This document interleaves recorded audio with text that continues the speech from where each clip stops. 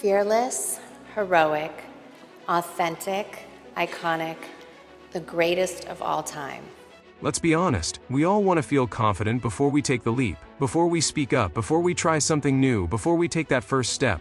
But here's the truth, confidence doesn't come first, action does. Welcome to the Soft Discipline, where we stop waiting for motivation and start building habits that change us.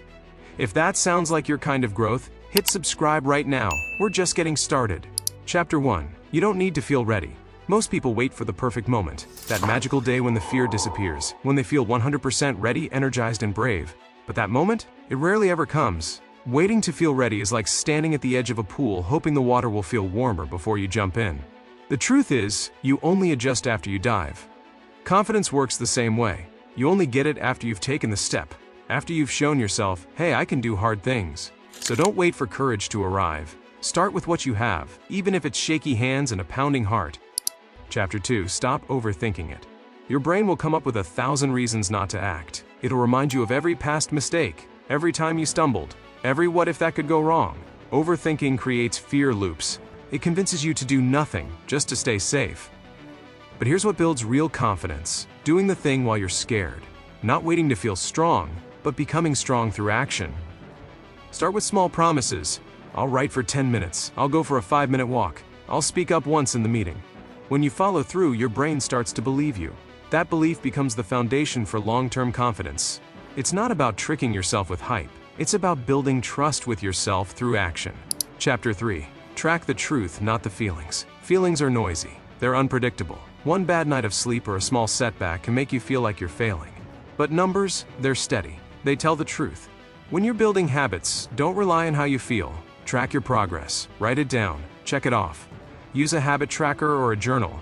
Because the brain forgets good days fast, but it clings to the bad ones. Tracking reminds you, I'm doing better than I think. It turns vague progress into visible proof. And that proof becomes fuel. Even on the days your motivation is nowhere to be found. If you're still reading, pause and subscribe now. This channel is built for those who want quiet strength, not loud noise. Chapter 4. Start tiny, win daily. Want to change your life? Start with something so small it feels silly. Make your bed. Drink a full glass of water. Journal for 60 seconds. Meditate for 2 minutes.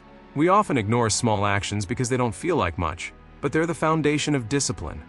Big goals fall apart when they depend on willpower, but tiny habits stick because they're doable, even on hard days. And when you succeed at something daily, even if it's tiny, you feel like a winner. That feeling snowballs. It becomes identity. I'm the kind of person who follows through. That's how you build a new version of yourself. Slowly, quietly, successfully. Chapter 5. Confidence is like a muscle.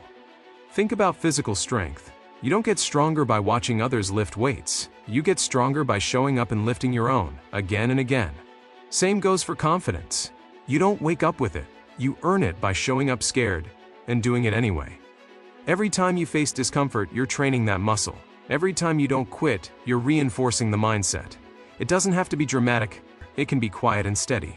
But like any muscle, confidence fades if you stop using it. So keep showing up, not once, not twice, consistently. That's how real strength and self-trust is built. Chapter 6. Action first, emotion later. Here's a trick your brain won't tell you. Your emotions don't lead the way. Your actions do. You don't feel motivated before you work out. You feel motivated after you start moving. Same with confidence. The fear is loudest just before you begin. But the second you start, even just a little, the fear begins to fade. Your brain realizes, oh, we're doing this. We're not in danger. We're okay. So don't wait for the fear to vanish. Pick up the task, make the call, hit record, send the message, feel the fear, and still move. Chapter 7. Stack your wins. Big goals are great, but without small wins, they stay dreams. The secret? Break everything down, way down. Instead of write a book, write one paragraph. Instead of eat healthy, plan one meal.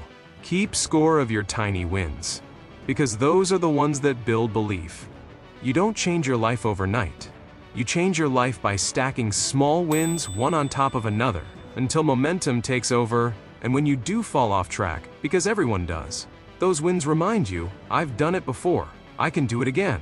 There's this idea that you have to feel brave before you do something scary. That once you're confident, then you'll take the leap. But that's not how it works. Fear is just part of the journey.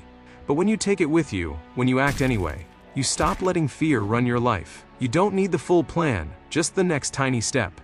So what's the smallest move you can make right now? Make it, track it, build from it. This is how you become confident. One choice, one habit, one day at a time.